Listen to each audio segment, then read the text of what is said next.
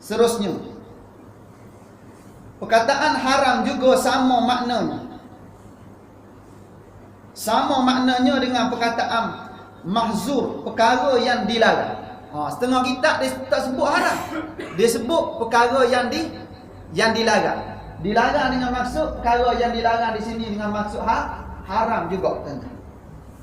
Maksiat haram juga. Dia tak sebut haram, dia sebut maksiat. Pun memberi maksud haram juga. Ataupun sebut benda, sebut zunub, dosa, perkara dosa, tu perkara haram lah tu. Tuan-tuan jumpa haram satu, ataupun tuan-tuan jumpa mahzur, perkara yang dilarang dua. Yang ketiga, tuan-tuan jumpa maksiat. Yang keempat, tuan-tuan jumpa zunub, dosa dalam kitab mana-mana, dalam buku mana-mana dengan maksud yang samalah ketika tu. Buat dosa, tinggal pahala, jawab dia, tuan-tuan. Perkara tersebut. Tinggal maksiat, tuan-tuan. Kita tak terlibat dengan maksiat. Depan mata kita kata aku takut pada Allah, tuan-tuan. Ketika tu kita tinggal maksiat, pahala bagi kita ketika tu, tuan-tuan. Tapi agak-agak boleh tak macam tu tu? Insya-Allah, tuan-tuan. Insya-Allah. Kalau boleh buat, tuan-tuan, kita masuk dalam golongan VIP lah, tuan-tuan. Di pada mahsyar besok, tuan-tuan. Nabi sebut, tuan-tuan, rajulun da'atkum ra'atun zatu mansibin wa jamalin faqala inni akhafullah rabbal alamin. Seorang laki-laki yang dipujuk rayu oleh seorang perempuan zina, seorang perempuan bangsawan yang cantik molek, kaya raya, berdahi licin, menggairahkan kita ketika itu. Lalu kita tolak lawaan tadi, kita kata inni akhafullah rabbal alamin. Sesungguhnya aku takut pada Allah, Tuhan yang memiliki sekalian alam ini. Boleh tolak macam tu? Tu salah seorang yang akan duduk di mana tu? Di bawah arasy Allah pada hari kiamat. Yang tidak ada bayangan lain kecuali arasy Allah Subhanahu wa taala. Matahari sejengkal atas kepala masa ni. Hebat golongan ni, tuan-tuan. Tapi tuan-tuan kena kebal tu. Sekali-sekala je ustaz. Hak sekali-sekala tu yang masalah, tuan-tuan. Dulu, tuan-tuan, kalau tuan-tuan tengok atas bukit tu, malam-malam tertentu je ada orang, tuan-tuan. Atas bukit tu. Atas bukit Langat, tuan-tuan. Atas bukit Ampar tu. Malam-malam tertentu.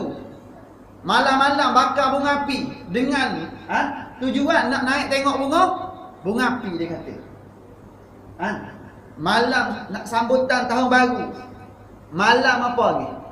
31 Ogos. Malam hari kekasih.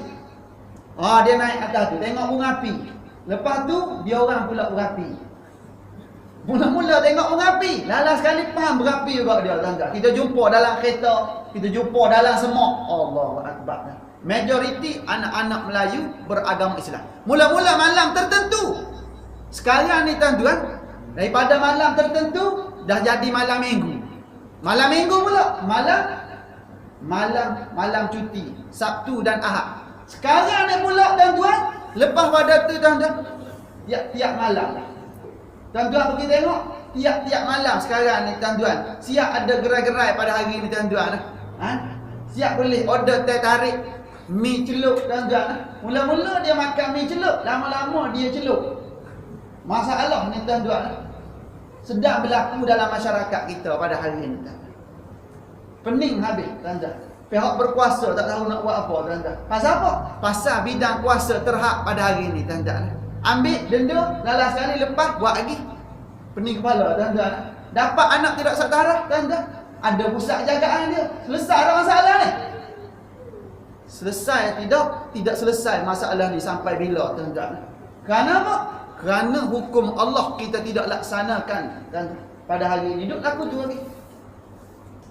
Seterusnya,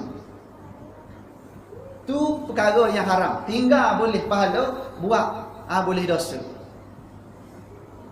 Yang ke-10, perkara makruh. Perkara makruh. Makruh ni panjang lagi perbahasan dia, dengan sebab dia ada dua jenis makruh. Yang pertama makruh tahrim, yang kedua makruh tanzih, makruh harus, tuan-tuan. Di perbahasan dia panjang lagi ni, kita kena berhenti takat tu dulu, tengok jam pun hampir pukul 9. Pukul 9 dah ni. Jadi Kita cukup sekadar tu dulu. Kalau ada soalan silakan tuan-tuan berkaitan dengan harus dan haram pada malam ini. Silakan tuan-tuan. Takut-takut ada benda-benda yang saya terlupa nak sebut tadi, tuan-tuan boleh kongsikan juga. Doktor ada?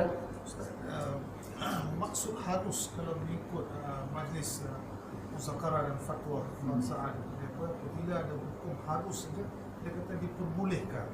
Adakah ia berbeza daripada harus ni atau sama? Okey. Harus sama tuan-tuan. Boleh buat dengan sebab tidak ada larangan dan tidak ada tidak ada suruhan dan tidak ada larangan. Maknanya kalau kita terlibat, dosa pun tak dapat, pahala pun tak dapat. Cuma dari segi sudut tasawuf ada perbincangan tuan-tuan. Dari segi sudut pengajian tasawuf, kita buat perkara harum ni tuan-tuan, paling kurang tuan-tuan dia boleh menyebabkan sia-siakan umur kita dan boleh menyebabkan hitam hati kita. Contohnya kita bercakap benda harus. Benda harus kita buat tuan-tuan. Benda harus. Duk cakap benda harus. Kedai kopi 3 jam, secawanti je. Tak mengumpat orang. Kalau mengumpat tu dosa haram. Kalau fitnah orang tu dosa haram. Kita cerita tuan-tuan benda harus. Berterusan sampai satu tahap berjam-jam di tempat yang sama tuan-tuan. Benda harus yang tak datangkan pahala, tidak datangkan dosa, tidak ada manfaat dunia, tidak ada manfaat akhirat. Maka dibincang oleh ulama tasawuf tuan-tuan, dia akan menghitamkan hati kita. Lebih baik tinggal juga tuan-tuan. Tapi benda ni tak datangkan apa-apa tuan-tuan. Cuma dari segi sudut tasawuf, bagi orang yang wara', bagi orang yang zuhud tuan-tuan, dia tidak biarkan perkara itu terlibat dengan dirinya. Kerana apa? Kerana tuan-tuan, umur yang berlalu dengan benda harus merugikan umur. Umur meningkat, duk buat benda harus. Patutnya meningkat umur tu datangkan pahala kebajikan kepada kita. Paling-paling kurang hati kita ingat pada Allah, tuan-tuan. Paling-paling kurang kita berzikir pada Allah, tak nak baca Quran. Paling-paling kurang tuan-tuan. Menghidupkan hati kita. Walaupun lidah tak cakap apa, hati kita tuan-tuan dia teringat kehebatan Allah, keagungan Allah. Biar hati kita dengan Allah. Paling kurang zikir hati. Kalau bukan dengan lidah sekalipun, biar dengan hati kita pun dah kira elok dah kira bagus tuan-tuan. Moga-moga kita semua antara orangnya tuan-tuan yang menghidupkan diri kita dengan zikrullah. Kerana ala bi zikrillah tatmainnul qulub. Ingat-ingat kata Allah, orang yang hidup dengan zikrullah itu menjadikan jiwanya, hatinya tenang. Jiwa jadi tenang tuan-tuan. Baca Quran, berzikir, menyebut nama Allah tuan-tuan, hati jadi tenang. Istighfar banyak-banyak, selawat banyak-banyak tuan-tuan. Berzikir menjadikan jiwa kita tenang. Banyak masalah tuan-tuan, banyakkan solat, banyak baca Quran, banyakkan istighfar, banyakkan selawat, banyak menyebut nama Allah, jiwa kita jadi tenang tuan-tuan. Lapang dada kita tuan-tuan. Ni tidak hari ni tuan-tuan, ada masalah dengar lagu, tu tambah masalah tuan-tuan. Dengar lagu tuan-tuan, lagu-lagu yang boleh menyebabkan kita lupa pada Allah tuan-tuan. Tapi kalau lagu-lagu yang membina diri kita, tak apalah tuan-tuan. Lagu-lagu nasyid tuan-tuan yang ada di sana, selawat, kita dengar kadang-kadang dalam bentuk qasidah boleh tahan. Tapi kadang-kadang dalam bentuk dandut tuan-tuan. Kita dengar lagu tu jadi lain. Mula-mula duduk tepat tuan-tuan, dengar lagu tu dah jadi lain. Retak je dah lain. Jangan tuan-tuan. Takut-takut dia melekakan kita daripada mengingatkan diri kita sebagai hamba dan Allah Ta'ala ni sebagai khalik kita, sebagai pencipta kita. Muslimah macam mana? Okey? Okey. Nampak senyum belaka, sejuk dalam aircon tuan-tuan. Di luar hujan, hujan tadilah, cuaca sejuk, dah masuk dalam ni sejuk lagi tuan-tuan. Moga-moga tuan-tuan di dalam pun sejuk juga tuan-tuan. Dalam hati kita sejuk, biar di dalam hati kita ada taman tuan-tuan. Dengan sebab kita berada di suasana taman-taman syurga Allah. Tuan-tuan, raudatun min riyadil jannah. Dan di dalam hati kita juga tuan-tuan, seolah-olah taman-taman yang sedang kita nikmati pada malam ni. Itulah harapan kita. Jadi tuan-tuan, sekadar itulah untuk kali ini. Moga-moga apa yang kita bincang pada malam ini memberi sedikit kefahaman dan pencerahan pada kita semua bagi menguruskan kehidupan kita yang berbaki. Moga-moga kita sentiasa dalam rahmat Allah, keberkatan dan redha Allah Subhanahu wa taala selalu. Apa yang baik datang daripada Allah, yang kurang kelemahan dan kejahilan saya sendiri. Mohon maaf, mohon ampun di atas segala kekurangan dan keterlanjuran. Siru ala barakatillah. Assalamualaikum warahmatullahi wabarakatuh. Sebelum